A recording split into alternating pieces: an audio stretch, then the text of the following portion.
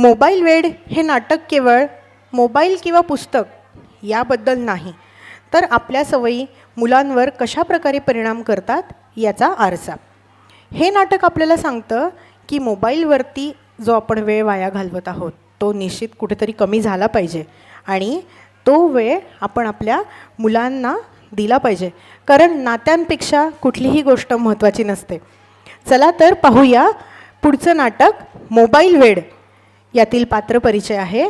काव्याच्या भूमिकेत कृतिका तिवार, रिचाच्या भूमिकेत शांभवी दिवाळकर, ज्योतीच्या भूमिकेत मेदिनी पाटील, ममताच्या भूमिकेत वैशाली जाधव. सीन पहिला. रिचाचे घर. रिचा मोबाईल पाहत आहे. आई आत प्रवेश करत आहे. हे काय ग रिचा, सकाळपासून फोन पाहत आहेस तू? दे तो फोन इकडे.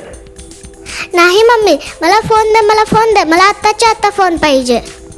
नाही, तुला आता बिलकुल फोन मिळणार नाही. तुला तुझे डोळे खराब करून घ्यायचे आहेत का? नाही मम्मी, मला ते काही माहीत नाही. मला आत्ताच्या आत्ता फोन दे. मला फोन पाहिजे. तू पण तर नेहमी फोन पाहतेस ना.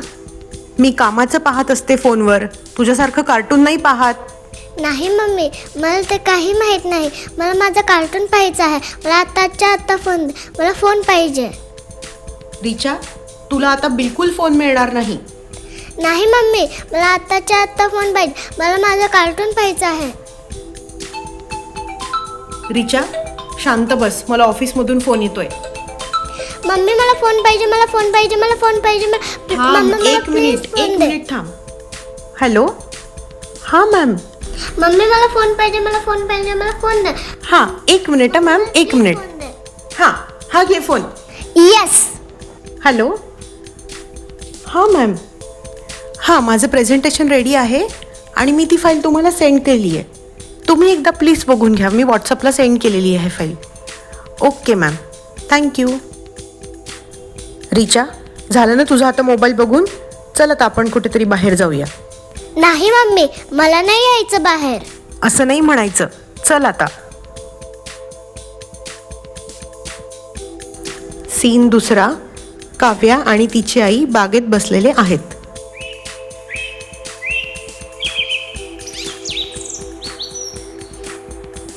काव्या, घरी जाऊन गोष्टीचं पुस्तक वाच. नाही मम्मा, हे पुस्तक खूप छान आहे. अरे सॉरी बाळा, तिचा चुकून धक्का लागला. तुला लागलं तर नाही ना? It's okay aunty, no problem. Richa, तिला सॉरी म्हण. नाही मम्मी, मी नाही म्हणणार तिला सॉरी. ही आजकालची मुलं ना बिलकुलच फोन सोडत नाहीत. ठीक आहे आंटी, पण फोन तर तुम्ही पण पाहत होतात ना. काव्या, मोठ्यांशी असं बोलू नये बाळा.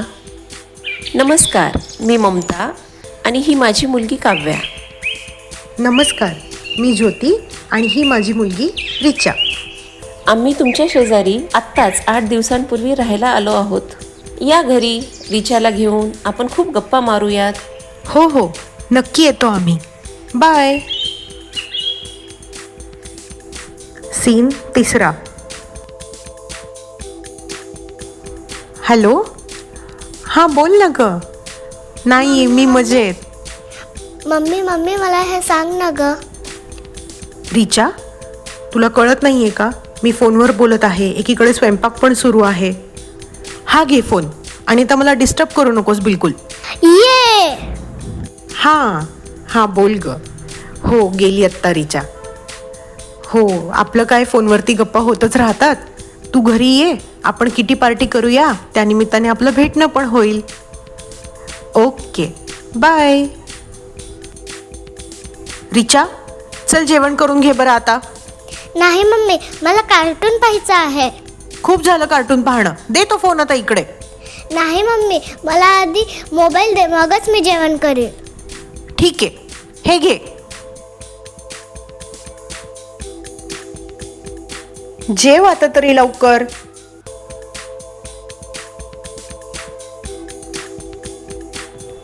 रिचा, चल आता आपण काव्याच्या घरी जाऊ.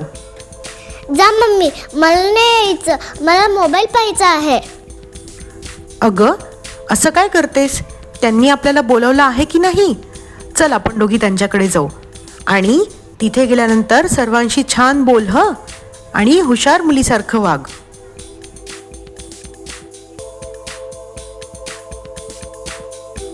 सीन चौथा. काव्याचे घर.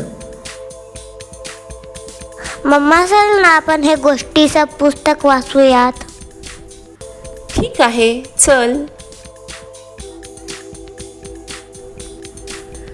तू वाच हां.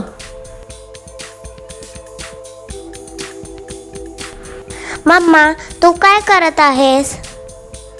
अगं, मी आपल्यासाठी स्वयंपाक बनवत आहे. मम्मा मी पण तुझी मदत करते. हो, चालेल. मी आपल्या दोघींसाठी प्लेट्स घेते. ओके. चल बस. काव्या, मी तुला घास भरवते हां. हे घे. मम्मा तू पण घे. काव्या, आता तू फ्रेश हो. आपल्याकडे रिचा येणार आहे ना. ओके मम्मा, मी तिच्यासोबत खूप खेळणार.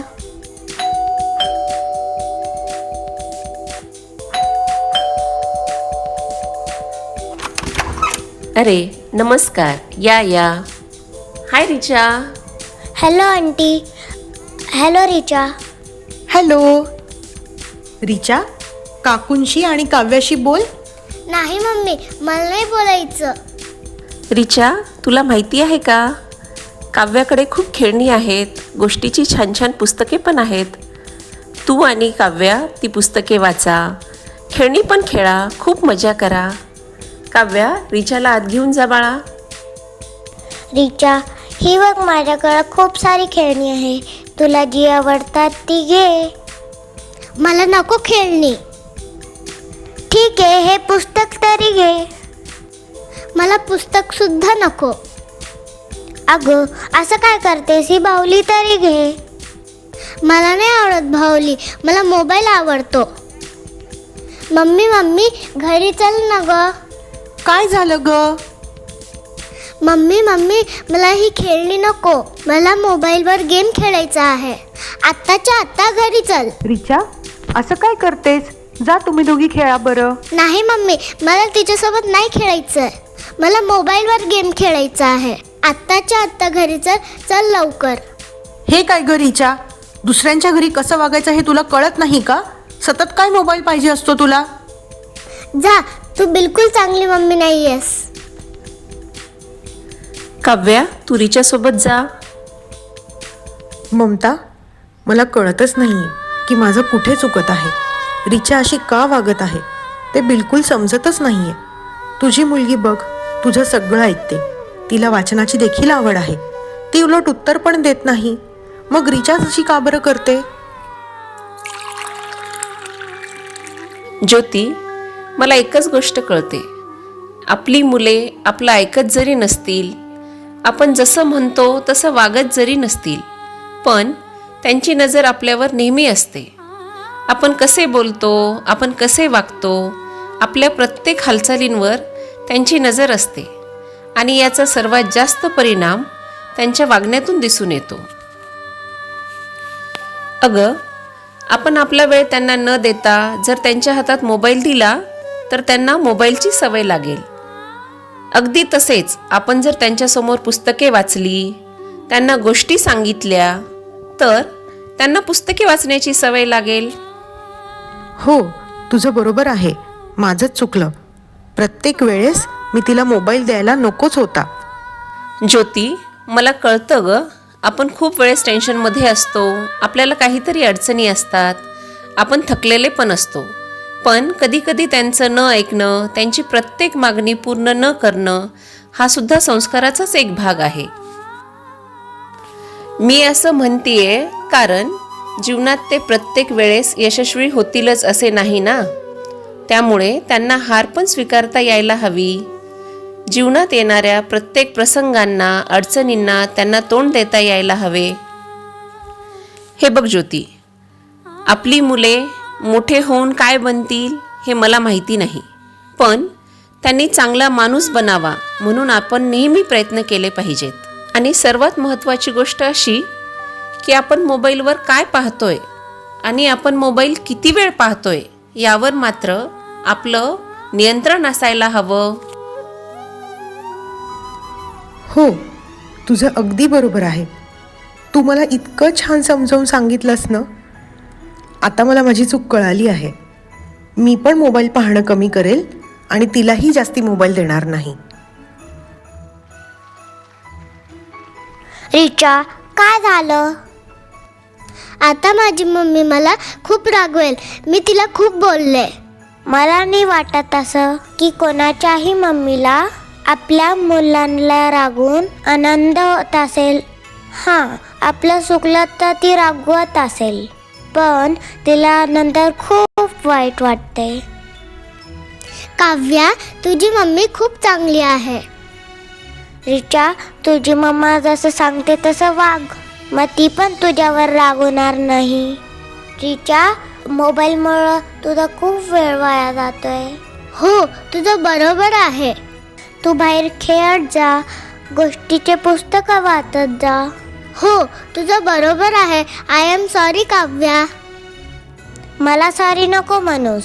माझी मम्मा म्हणते तुमच्या बोलण्यामुळे ज्यांना दुःख झालं आहे त्यांना सॉरी म्हटलं पाहिजे. हो, तुझं बरोबर आहे. मी माझ्या मम्मीला नक्की सॉरी म्हणेल. चल मग. I am sorry mummy. I am also sorry बेटा. मम्मी, आता मी बिलकुल मोबाईल बघणार नाही.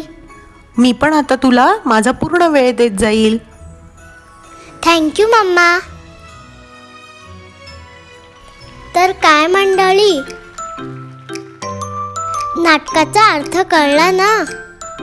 आजपासून करणार ना मोबाईल बंद? तुम्ही पण तुमच्या मुलांना वेळ द्या, त्यांच्यासोबत खेळा, त्यांच्यासोबत गोष्टीचे पुस्तकं वाचा. तुम्ही पण मोबाईल पाहू नका आणि मुलांनाही देऊ नका. थँक्यू.